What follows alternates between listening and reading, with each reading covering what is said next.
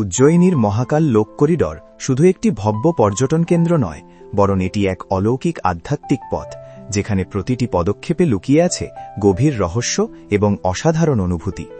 খুব কম মানুষই জানেন যে এই পুরো করিডরের দৈর্ঘ্য, গঠন এবং দিক নির্ধারণ করা হয়েছে প্রাচীন বাস্তু ও তান্ত্রিক গণনার ভিত্তিতে, যাতে এখানে প্রবেশ করার সঙ্গে সঙ্গেই মানুষের নেতিবাচক শক্তি ধীরে ধীরে শান্ত হতে শুরু করে এবং মন স্বাভাবিকভাবেই ধ্যানের অবস্থায় পৌঁছে যায়।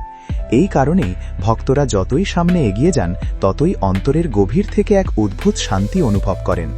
এখানে স্থাপিত 200-রও বেশি বিশাল মূর্তি শুধুমাত্র সৌন্দর্য বৃদ্ধির জন্য নয়, বরং শিব পুরাণ, স্কন্দ পুরাণ এবং শিবের সঙ্গে যুক্ত নানা কাহিনীকে জীবন্তভাবে তুলে ধরে, যাতে ভক্তরা হাঁটতে হাঁটতে শিব তত্ত্বকে উপলব্ধি করতে পারেন।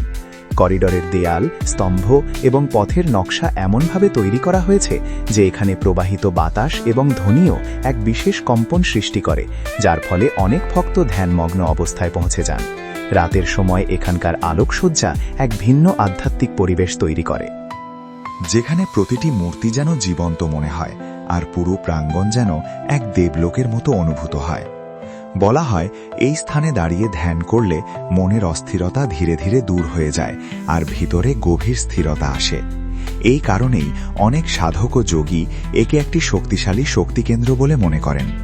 এছাড়াও ক্ষিপ্রা নদীর প্রবাহের দিক ও মহাকাল লোকের অবস্থানের মধ্যে এমন এক ভারসাম্য রয়েছে যে এটি 1000 বছরেরও বেশি সময় ধরে একটি সিদ্ধস্থান হিসেবে পরিচিত, যেখানে সময়ের অনুভূতিও যেন বদলে যায়।